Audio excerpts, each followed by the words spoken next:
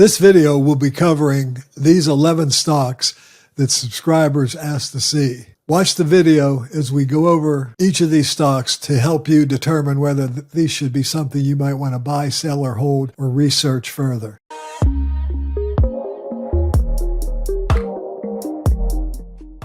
Hello everybody, this is Chuck Carnevale, co-founder of Fast Graphs, the fundamentals analyzer software tool, aka Mr. Valuation.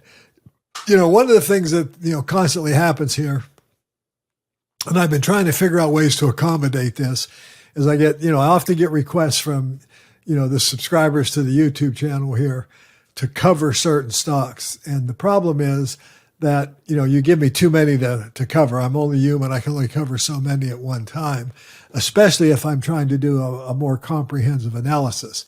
But I got thinking about it. One of the real advantages of the Fast Graphs Fundamentals Analyzer software tool is you can instantly look at a company and then determine whether you should spend the time or effort or even resources to try to dig further into that company. So I got thinking about it, and I started with a format. I introduced it on the last video where I would do a subscriber request. But here I'm going to try to do a lot of companies. I'm going to cover 11 companies in this video. I'm going to call this 2-minute drills. In other words, I'm going to limit it to only a few metrics, mostly earnings per share. I'm going to add a couple of other elements on some of these companies so that help you understand how you can utilize Fast Graphs better, for those of you who are subscribers. But I just want to give you a quick overview and let you determine for yourself whether or not you think these stocks are worthy of further work. And I do thank you, and I've been trying to figure out ways to accommodate, how I can cover these companies. I just get too many requests. So I think if I do a short overview like this, perhaps I can, find a middle ground here and give some of you some insight. So let's go ahead and go into the 11 companies that you've all asked to see in the last video I produced. Okay, we're going to start with Cigna Corporation. Now, I'm using adjusted operating earnings per share. And what I want you to first see about Cigna Corporation as you look at this graph is, number one, the consistency of the company's growth. The orange line is earnings per share. The blue line is the normal multiple that the market has typically applied to this stock over time. And as you can see, we've had very consistent growth, occasionally a drop. The company started paying a dividend in 2020 at a rather low dividend rate, but then they increased it dramatically where they're now paying off about 20% of their earnings in dividends. And you can see that by the light green shaded area here. And then when you look at stock price on the graph, you see that the stock price has really tracked earnings, but it's done it at around an 11 or 12 multiple historically. Now, prior to the Great Recession, it wasn't unusual to see it at some higher multiples than that. It got pretty overvalued in 2015, July of 2015. It got overvalued again in 18. And then, coming into COVID, it got pretty inexpensive. COVID came, we had a flash crash. This volatility of stock price is something that really causes a lot of you some problems. But you can see here the stock price, has been very volatile, but it's tracking earnings. It moved back up to almost 15 times earnings here very recently and actually performed significantly better, I want you to notice, in 2022 as a result of being so undervalued. And now here we have it undervalued again as a result of recent market weakness. I think the stock looks very, very attractive going forward. If you were looking at, future, it's expected to grow at 11% a year. It does have a nice margin of safety where it's only trading at a 10 multiple. But if I was using the normal multiple, the margin of safety is not so great. But it does pretend to give us, double-digit rate of return. And I didn't say pretend, by the way. I said portend for all the trolls out there. So, we could be making 20% a year on Cigna. It's an A- rated company, very modest debt, and one that I think you might want to take a look at now and start following. And it's even, to me, at a valuation level that would be worth taking a position in if you're looking for total return. And it's got about a 1.92% dividend yield. The next stock is Elevance. It's a managed healthcare company. This, recently changed its name, and for the life of me right now, I can't think of what it used to be, but it started with an A. But anyway, it's another very, very consistent growth company. You can see that, coming out of the recession of 08, it traded at, multiples of the single digit level. Then it started, it kept growing. It's been averaging 14% growth. You can see how the stock price has tracked earnings. You clearly see overvaluation, undervaluation. The business performed extremely well during COVID, as you might expect, being a managed healthcare company. It got, a little pricey going into 2022 and 2021. It's now come back into fair value. I would consider it fairly valued here. Whether you'd want to start building a position now or look for a lower valuation would be strictly up to you. But I think this stock offers, really good long-term, performance. It's more of a growth stock than a dividend stock, but it's actually a dividend growth stock. It does have a modest payout ratio. So Elevance is one if you're looking for total return that you might like. And notice that the company's only been paying a dividend since 2011. And by the way, just looking at performance on this one real quick, with the growth that it's had, you can see that it's dramatically outperformed the S&P 500. And I want to emphasize that it did that because it was fairly valued when I started measuring it here, and it's fairly valued now. And that 14% is equal to, pretty more or less equal to the company's growth rate. The benefit of being a value investor, if you buy a stock at fair value, that positions you to fully participate in the growth of the business, not the stock price changes, but the growth of the business and any dividend income it might throw off. I think that's very, very important to consider. Johnson & Johnson, AAA rated, more modest growth, about 7% growth. When I put weekly closing stock prices on the graph, it's very clear that during overvaluation periods when the price is above the orange line, those are less than optimum times to buy it. Johnson & Johnson got very cheap during the Great Recession. I purchased the stock there for clients. We still hold it today. You can see it got a little pricey in 2021, and 2022. It's now come back into fair value, offers just under a 3% dividend yield. It has a good earnings yield of 6.74%. Again, I would consider J&J attractive, but this is more of a premium, AAA rated, low debt, good yielding company with, an excellent dividend growth record historically that you might want to look at. The next stock is Main Street Capital. Now, I want to do a little bit of talking about Main Street Capital.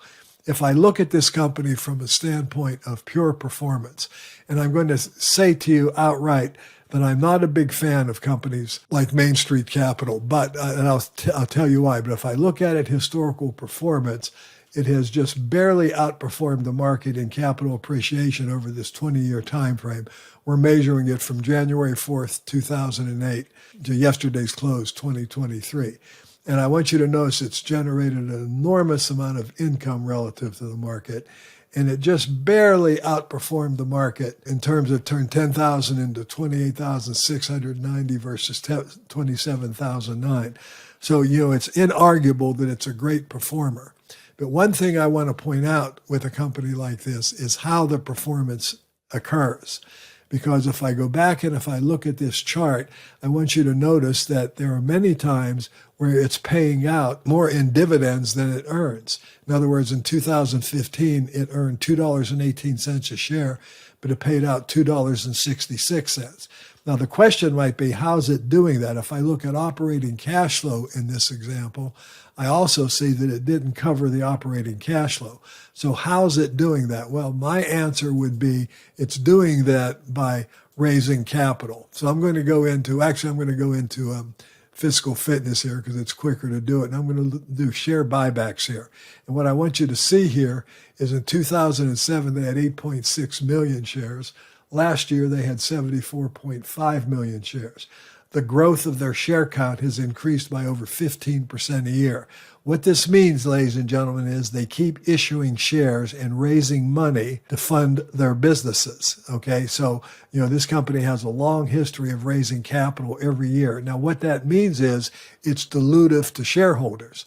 And because it's dilutive to shareholders, then obviously that means that, the shareholder, each share that you own, it represents a smaller percentage ownership in the company every time they issue new shares. And that's why the earnings per share number is hard for them to maintain. Okay, but if I look at it from another perspective, if I look at it from revenues per share, I run into the same issue. But if I go into FundGraphs, and this is how you can use the research tool here that we have, and you can, utilize it to help you figure out why some of these things like this exist. If I look at sales and revenues of this company, I see that the revenues have increased dramatically. They dropped in COVID, but I also see that the company is continuously raising capital. Okay. And again, you're being very diluted as a shareholder, but yet you can't argue with the long-term rate of return in both income and capital appreciation that this company has generated. So, but I did want you to know what you're dealing with. It's not just important to know what the performance was. It's important to know how and where it came from. Okay. The next one we're going to look at is Medifast. Now, Medifast is a very interesting company. Many people call it a multi-level marketing company. It's personal products. They started paying a dividend just very recently. The company's had good growth. It has hit a wall here. When you see a blank like this on FastGraphs, this simply means that there are no analysts that are giving any forecasts on what the dividend might be going forward. Okay, but currently the company can be bought at 7 times earnings. It has almost a 14% earnings yield. It has almost a 7% dividend yield. And I would say based on, those metrics and assuming that the company stays in business, I think the stock is extremely attractively priced right now. Okay, so I think it is a good value stock. Forecasting wise, we are expecting a down year of over 27% this year, but then followed by 10% growth. Now, we don't get long-term growth from FactSet here, but I do want to remind everybody that one of the advantages of FastGraphs, you can go into external links, go into Yahoo estimates, and I think they're getting their data from Reuters, and Yahoo says the next 5 years are going to represent 20% growth. So if that was all true, then Medifast would be an excellent opportunity for investors that are looking for, long-term capital gains and of a relatively high level of income going forward, but there is some risk here, and you would have to do your own homework and research. Magna International, symbol MGA, is in auto parts and equipment. The company's had some, earnings issues here recently. Their dividend record, though, has still been very good. They are expected to freeze their dividend for the next year. The company's yield is 3.6% currently. You can buy it with an earnings yield of over 8%, and it is forecast to begin growing again very quickly going forward here. So this could be one that would be very attractive. The company's A- rated, has an A- credit rating, and it has less than 26% debt. And coming into the marketplace now, and with supply chains being what they are, this could be an interesting candidate for those of you. It looks, undervalued here, but based on historical norms for the last decade or so, if I just, go here, it's actually trading a little above its historical normal price earnings ratio. So consider that. Merck, it looks like it's really fairly valued here. This company's growth flattened out significantly in recent years, after growing very fast for many, many years. You can see the growth rate, for the period I've got here, which is, I guess, 03 to 2012, has only been 3%. But then as time went on here, Merck did begin to see accelerated growth again. If I look at the last 10 years, we're looking at 11% growth. You can see the stock price has tracked that very nicely. Company does have almost a 7% earnings yield, offers just on over 2.75% dividend, and the dividend has increased very nicely. Merck looks very attractive at today's values. The next one is Moderna, symbol MNRA, and this is a very interesting stock. This is obviously a new stock. You can see with the vaccines coming out, the earnings growth was tremendous in 2021 and 22. The stock price reacted. Earnings have been very poor lately. There's not a lot of historical data. It looks like it's going to be generating losses for the next several years, according to analysts. You don't get any real good estimate data here. The stock is certainly a lot cheaper than it was a year or two ago, but whether it's cheap relative to future fundamentals or not, is simply to be determined. Sales-wise, revenue-wise, the stock did have a big boost in revenues. Revenues are expected to, be negative from these high levels, but they are expected to generate revenues. And from a, price to sales point of view, the stock might look inexpensive here, but I would call this one very risky, and I don't know very much about it. Ulta Beauty is actually a pure growth stock, and we're looking at it here on the standpoint of sales. is trading at a rather high sales per share than it normally does, or price to sales ratio is the proper word. Looking at it from an earnings perspective, it looks a little bit undervalued. It's a very fast grower, but I want to make a point here. And again, we're looking at historical growth here. If I look at the stock over the last 8 years, and that includes the forecasting years, the growth rate has dropped to 16%. But here's the key. If I go to the forecasting graph, analysts are only forecasting, and there are a lot of analysts on this forecast, I might add. So it is a consensus saying 7% growth over the next couple of years. That would make this stock significantly overvalued if 6 to 7% growth is actually what's going to be occurring in the years. So again, this is an analytical tool. Utilize it. It looks cheap here because it's historically had great growth, but its growth rate has slowed down, and its expected growth going forward is expected to be a lot lower. Union Pacific is an interesting one. The railroads. It was trading at normal valuations even through the Great Recession. Starting in 2015, 2016, it got real expensive and stayed there for, the last 5 or 6 years. But, eventually, as I often said, the rubber meets the road. The overvaluation is starting to, the enthusiasm and the momentum is starting to wane. The stock is moving back into fair value territory. I personally don't think it's there yet. I wouldn't be interested, but it is within our valuation corridor. I would call this fully valued to, on the upper end of fair value. But it's, certainly a better value than it was a year ago. Long-term growth expected to be 7 or 8%. That's not quite as good as its long-term growth, but it's more consistent with its growth over the last several years. So Union Pacific might be one that you might want to start watching. I wouldn't be buying it yet myself, but you might want to start watching it. Walgreens Boots Alliance. So this is another interesting way to look at a fast graph tool.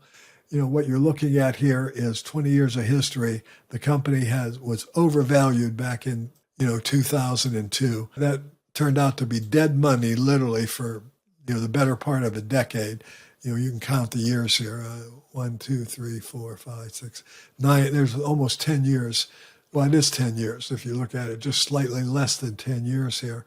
But yet during that 10-year period, the business did great. These people that make all their decisions based on whether the price has gone up or down 10%, 20%, 30%, they're really diluting themselves. What really matters are the fundamentals. And when the fundamentals were great here, and the price was massively overvalued, the investment was a lousy investment. Now, we had 7.5% historical growth, but clearly just by glancing at this graph, you can see that earnings have been really poor the last several years. So if we shorten this even to a 10-year graph, we start to get only 3% growth. And that starts to explain why the market has been valuing this so cheaply. Now, the company did come out with decent earnings, I think just today or yesterday, but it's no expectations of growth going forward. The only thing really going for this company is that it does offer a very high dividend yield. It is expected to modestly grow, and it's extremely inexpensive. So if you're looking for income, this would be a really good, choice, I believe, for income investors, looking to get a good dividend income at a relatively low level of risk. I want to point out that their dividend growth rate has been double digits, and they've been growing their dividend more modestly the last 3 or 4 years. In fact, the last 6 or 7 years. So, you might want to take a more realistic look at this and say if you ran this as 10 years, the dividend growth rate's been more like 4.5%, 5%. And that might be what you would expect, 3 to 5% dividend growth. But you can get almost a 5.7% dividend yield currently, getting close to 6%. And the stock is cheap. And it just went back to normal valuations. Okay, and I'm going to use the normal multiple here. You've got a chance to make double-digit returns in this stock, even without growth. Anyway, this has been Chuck Carnevale, co-founder of Fast Graphs, the Fundamentals Analyzer software tool. I'm giving you the subscriber request. Obviously, I'm just going over these very, very briefly. I'm using just a few metrics. I'm trying to illustrate some ways how you can use the tool. But it just gives you some idea of the stocks you asked to look at. I haven't done a comprehensive work on any of them, so I would suggest that you do your own research and due diligence. But it does give you an idea how quickly you can just look at a fast graph and determine whether a stock is even worth thinking about or not. And I think the tool does that better than any tool I know of. Subscribe if you haven't. Also subscribe to the channel. Give me a like. And I'm going to be late doing videos next week for those of you who follow the channel regularly. I've had the great good fortune to be invited back to the Masters.